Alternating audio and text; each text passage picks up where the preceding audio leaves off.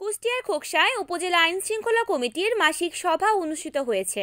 ২৯ জুলাই মঙ্গলবার বেলা ১১টার দিকে উপজেলা নির্বাহী কর্মকর্তা প্রদীপ রায় দীপনের সভাপতিত্বে উপজেলা পরিষদ সভাকক্ষে এই সভা অনুষ্ঠিত হয়।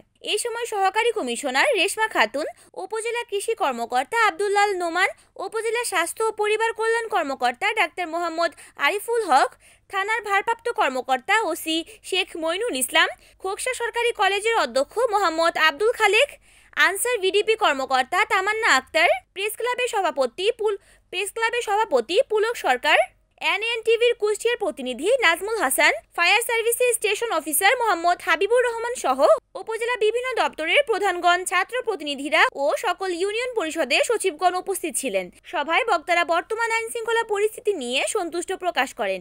এছাড়াও আইনশৃঙ্খলা স্বাভাবিক রাখতে সবার সহযোগিতা কামনা করেন। রিপোর্ট করেছেন কুষ্টিয়া প্রতিনিধি নাজমুল হাসান, এনএন-টিভি।